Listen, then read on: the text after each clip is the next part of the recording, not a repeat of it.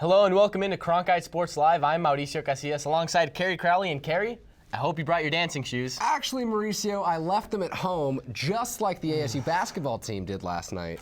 The Sun Devils had as disappointing of a dance as I did my junior year when I took myself to prom. I remember that, Franklin High School. It literally came down to the last tenth of a second in the game as Texas's Cameron Ridley put up a shot that went in at the buzzer to give the Longhorns the 87-85 win. Now here to break down all the madness for us are WCSN basketball analysts Adriana Torres and Cameron Neely. Thanks, guys. I don't know what stuck with me more from last night, the buzzer beater itself or the reaction from the Sun Devils bench afterwards. Tragic. That thing's going viral, the devastating faces on the floor. But nonetheless, the Sun Devils lost 87-85 last night. And it was interesting the way that they went out is rebounding. That was the final play that really got them in trouble there. Yeah, they actually technically out-rebounded Texas on the game, but the one they needed in the end, they did not get. The real thing that really influenced the game was the matchup between Cameron Ridley and Jordan Baczynski, which Joey's going to show us the graphic right here. Thank you, Joey. So what you see is, if you didn't watch the game, it looks like Jordan may have gotten the upper hand over Cameron, but that's really not the case. Cameron on both ends of the court was really working with that 17 and 12, but it was really the fact that they forced him to work on defense by giving Jordan Baczynski the ball on the block is how they were able to go on that 18-7 run and get them back in the game in the end. So Jordan did not win the battle between the two, clearly, but it's really that Cameron Ridley play in the post in the end, Adriano. Yeah, well, Ridley's a big guy. He can really get up there. Yes, it's very true. And earlier in the week, Herb Sendick actually said that he has tremendous hands, and that was on full display on the last play, reaching down, getting the ball, putting the ball off the backboard with his left hand. I guess Camerons are very ambidextrous on the basketball court, so that was very impressive to see. All right, so Sun Devils are done for this season. What can we look forward to going into next season? Jahi Carson's going to the NBA. Or he thinks he is, he wants to. Coaching's an uncertainty. How about recruits? What can we look forward to going into the summer and then into the next season? So those of us who follow the team, we know that Herb really does not recruit domestically well. So maybe Australia, Russia, Canada, maybe they will be able to pick up a player who can help offensively on that. However, from the graphic that you see here, the players that will be returning, I'm looking for people like Chance Murray, Kalen Robinson, Eric Jacobson to really develop their offensive game to help out people like Bo Barnes and John Gilling at the end of the season next year. All right, again, Sun Devils are out, lost 87-85 last night. More basketball, more madness, including some madness this morning. Duke lost in an upset. I'm so sorry for Jabari. It's rough. We both had Duke winning the whole championship. Back to you guys. Thanks, guys. And because our viewers are skipping March Madness to stay with us, quick update on some scores. Eastern Kentucky and Kansas tied at 32 going to the half. So if you're like me and had the Colonels in your bracket, good for you. They might pull it off. But now to a squad that set the standard for making a tournament run, and that's the Arizona State hockey team, which capped off a dream season with the program's first ever national championship last weekend. Success came from unlikely sources as the Sun Devils relied on a fourth line of scrappy veteran leaders to carry the team in the semifinals and national championship game. And we're fortunate to have one of those fourth line heroes with us in studio. Our hockey analyst, Allison Cummings, is here with Troy Scott. Thanks, Carrie. And some exciting news for Arizona State D1 hockey. They won the very first national championship in program history, and you guys went in as the #1 seed in the nation. What impact did that have, if any? To be honest, not really. I mean, it was just a number to us. I mean, we've been playing great all season, and we knew each game, no matter what their ranking was, that we would have to bring it. So lucky that we came in as the #1 seed. We got some favorable picks, and we came out with the trophy, so very pumped about that. And your line was the starting line in the tournament alongside Patrick Udez and David Jancy. I mean, your line listed above in the graphic up right now, Joey, please, is 13 points. You guys had 13 points on the bracket, on the line. Huge numbers. I mean, how was that? How was the chemistry? Well, as you can see, it worked out really good for us. I mean, Powers put all the faith in us, really. I mean, he gave us the chance to start at first, so that was good. And we just clicked at the right moment, you know. So you never know which line's going to step up big in nationals, and Ours did, thankfully, but there's other lines that contributed as well to that wasn't just number-wise. I mean, there was tons of help that wasn't just our line, so it was nice to see all around. And Ryan Ostertag had those big goals against Robert Morris, and you can't ignore that either. I mean, he's a freshman. He's been absolutely ridiculously good for you guys. But you're also from Pennsylvania. I mean, you grew up playing on Fred Rust Ice Arena. Did that have any advantage for you? Maybe a few extra fans in the stands here or there, but it was just nice going back and ending my career where I began starting. I started on the gold rink in the back of the two rinks, and the Fred Rust I played tons of hockey out of as well. I mean, my dad coached me on high school there, and me and Tommy Cooney actually played together, so it was nice coming back seeing everybody for a final time. And rewinding the timetable back for the entire team, your very first national experience was actually in Delaware, and you guys lost in the first round. And then senior year, you come back, you win it all, you're a senior, it's the last game for your career. How did that feel? I mean, it felt like the perfect ending. I mean, Power's been stressing that enough that it was the perfect ending for us as seniors to go out on top. I mean, when I came here, the program, it was still good, it was still respectable, but it's still nowhere close to being where it is today. So we're just lucky that we came out with the championship and thankful for winning it. And what was that environment like in the locker room afterwards? I mean, the celebration that we saw was enormous. How was the atmosphere? It was pretty crazy. I mean, I personally have never won anything. I lost in a national championship game, my AAA, my last year before coming to college against Chris Blessing, strange enough. But anyways, it was crazy just having all the fans on the ice. I mean, the Philadelphia alumni area they were there, seeing my parents, just everybody, and then after the locker room, just having the whole team in just that small area of the locker room, and it was quite a celebration. It was nice to see. And the Twitter world certainly did light up after your win, but another thing that lit up was the basketball loss, but Jason Chesler has all the information about Twitter, so Jason? Thanks a lot, Allison. And Troy, seems like it took a lot of successes for ASU to win that hockey national championship. A lot of failures, though, seems to be the better way to Cronkite Sports Live Tweets of the Week. Let's get it rolling. Now, this first tweet you've probably seen. It's been retweeted a number of times. Jared Upchurch, hey, stop using that picture of his teammates lying down. It's not funny. It's hurtful. And you know, Jared, I agree with you. You're making a show like Cronkite Sports Live, and there's that one guy who wants to make a tasteless joke using that picture, and the rest of the staff is just like that.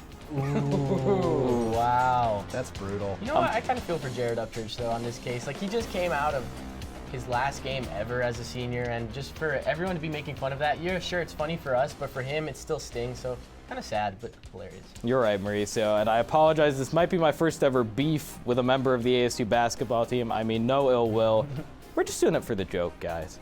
Let's get it rolling with our next tweet, potentially less offensive, just as accusatory, though, and that's because Ryan Burr is secretly a time traveler. Look at this. Got a retweet, first of all, mayhem at the Chipotle in Corvallis. That's happened before, I think. That Chipotle is just known for mayhem. ASU baseball watching the NCAA March Madness game on their phones. They're heartbroken, they're upset, except Ryan Burr suspiciously tweeted a few days before that, sometimes he wished he didn't have a cell phone. Guys, you tell me, coincidence? Or did Ryan Burr travel back in time with that knowledge and wish he didn't have his phone? I honestly think that the bigger issue here is the Chipotle service. I mean, bad burrito rolls are one thing, but when you treat an ASU baseball team like that, come on. It's some sort of sorcery, I don't know. Absolutely. Mayhem in the air. It certainly was for ASU against Texas. That's all we got for our Tweets of the Week. We can't really do much more of this. Well, one guy who's been busy on Twitter is Todd Graham, the Sun Devil football coach. And while spring is in the air and some Arizonans might associate this season with ballparks and beautiful weather, football junkies know it's time for Graham and their favorite players to get back to the practice field. The Sun Devil football team started its spring practice slate on Tuesday, and the Sun Devils are focused on finding 9 new starters on the defensive side of the ball.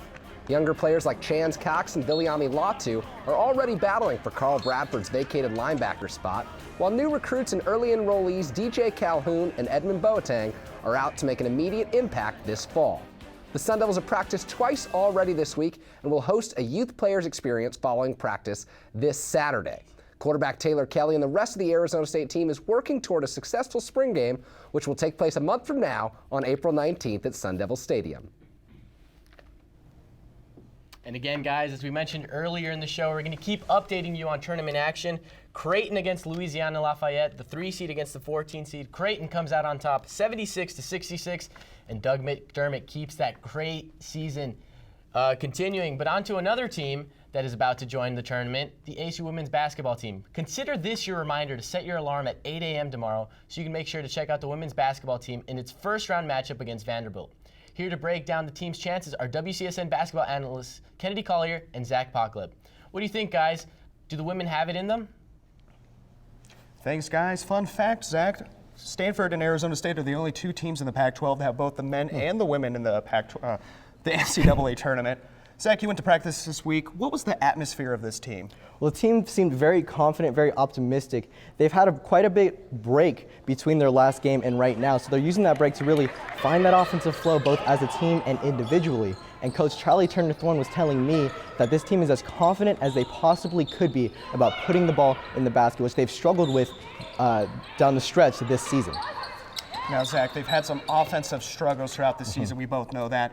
But which player needs to stick out in this NCAA tournament? I think that player has to be the senior guard, Adrian Thomas. She's a very level-headed, steady guard, and she brings a lot to the table. She can get to the line. She leads the team in free throw attempts. You can see against Miami, she didn't shoot a single shot from the field, but she got 14 out of 17 free throws, and she's the second on the team in assists as well as steals. She has great hands on defense. So if she's been hindered by a ankle injury since the conference season started. So if she is healthy, if this break has benefited her, like Coach Charlie Turner-Thorne has told me, then it'll be big for the Sun Devils because she is just a great presence on the court for this young Sun Devil team.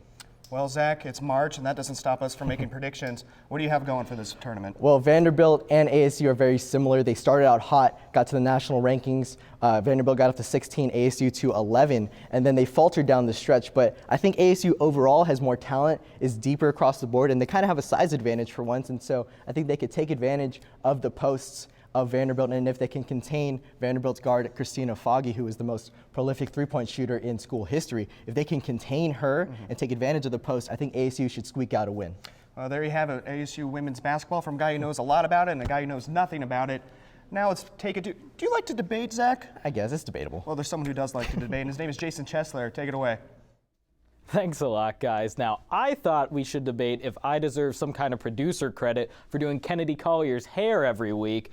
But instead, Carrie, I think you wanted to debate the sport that Kennedy covers, ASU Lacrosse. They've taken down the 2 Colorado schools, possibly their biggest opponents this entire season. They're still undefeated. Guys, can they finish this regular season without a loss? Well, Jason, Mauricio, I'll kick this off. It's very possible that they could, but they've got a tough 3-game stretch at the end of the season. They play Arizona, San Diego State, and GCU back-to-back weeks. Those are 3 straight teams. 2 of them are rivals in Arizona and GCU. San Diego State gets sandwiched in the middle. Trap game, I think they could lose that one. See, I disagree with you for all the reasons you just said. They've already played the hardest teams in their schedule. U of A and GCU might give them problems, but if you've already beaten Colorado and Colorado State, 2 of the best teams in the country, in Colorado State, the reigning national champ, if you're able to beat them on the road, I'm not too worried about the remainder of their schedule. Well, fair point, but you're wrong.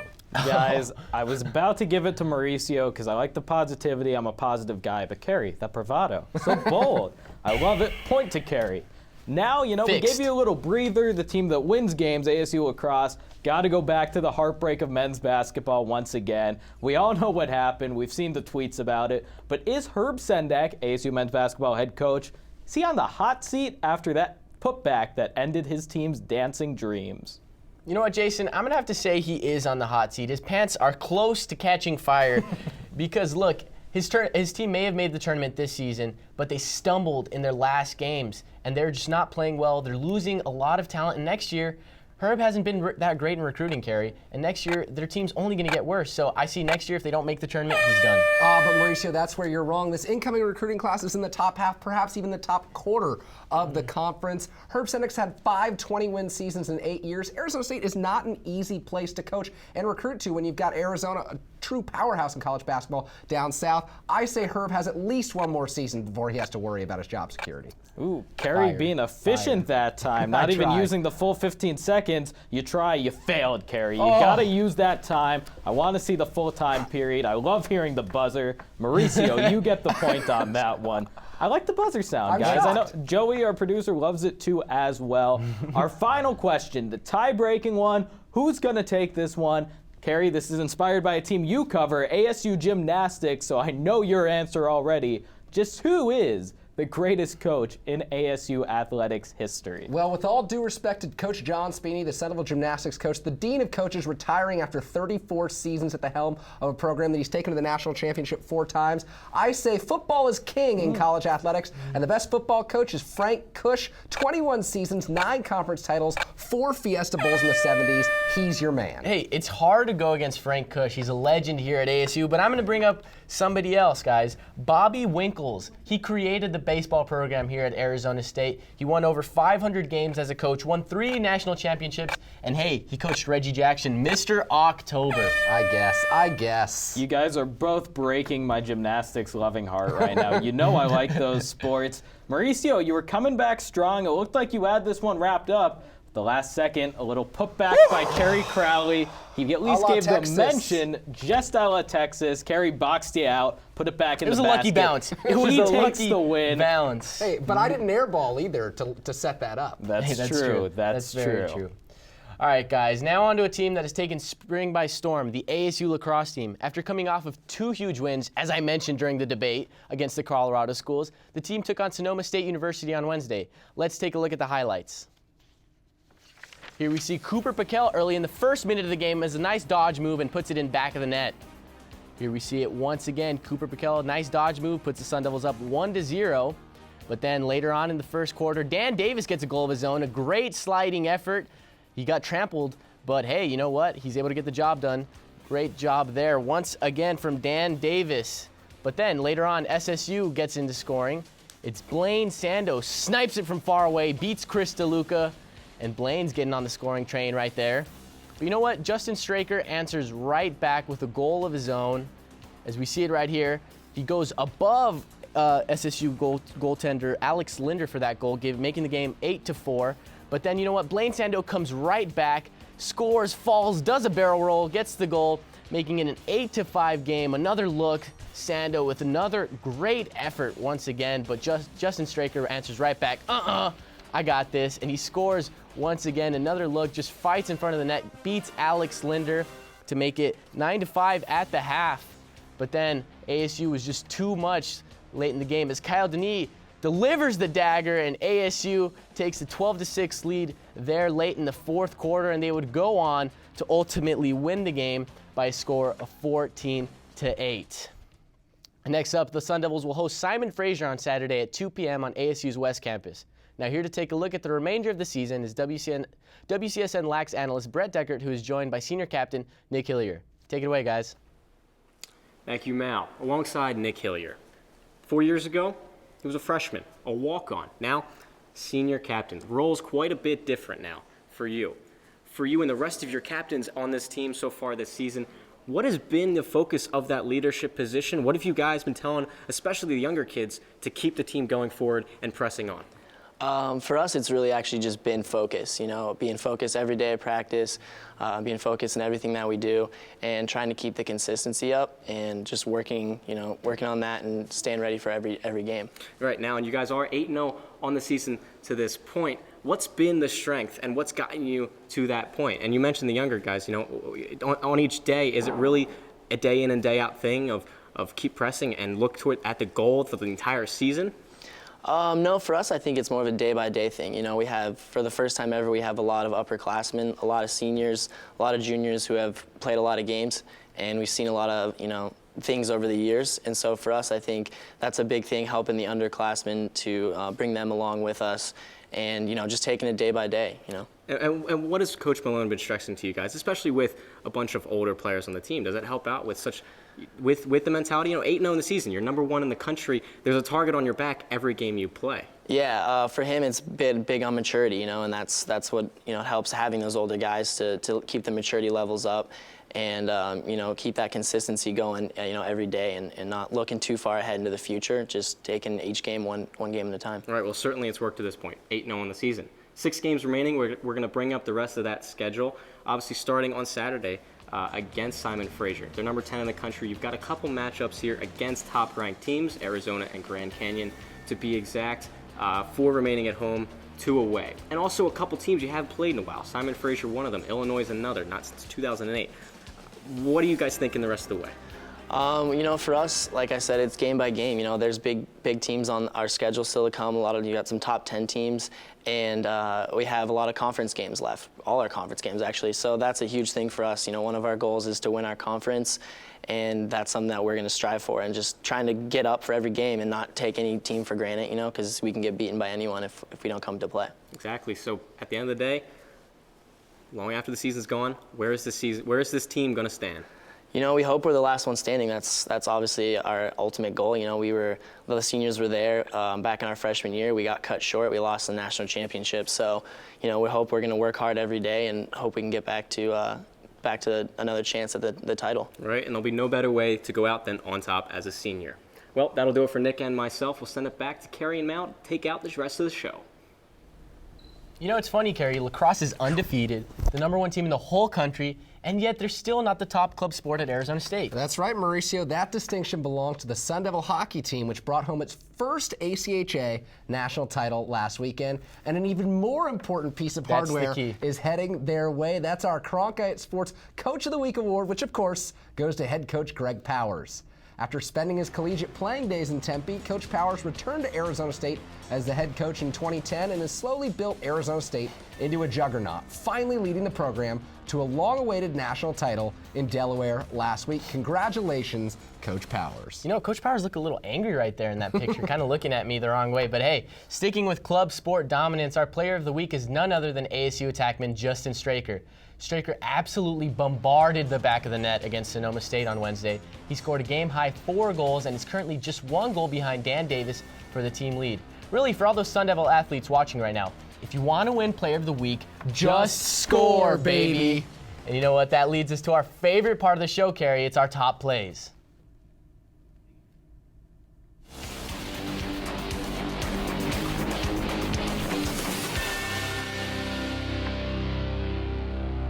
Kicking things off here with number 3, it's Ryan Ostertag in the finals against Robert Morris. He rebounds a shot off the boards and then scores. Here we take another look like Cliff Paul. He assists to himself. A great goal there by Ostertag. Number 2, Dan Davis, the ASU lacrosse team. Look at number 2 go, the ASU forward sliding in, getting trampled on and scoring. One more look in slow motion so you can catch his flow in the process. And watch him get trampled. And of course, number 1, ASU wins it all. Take it away, our very own Nick Merritt. 2-1, and the Sun Devils have won the ACHA Men's Division I National Championship. They score the net of Robert Levin. The Sun Devils win. Sun Devils win their first ever Men's Division I ACHA title. An unbelievable finish in Newark, Delaware.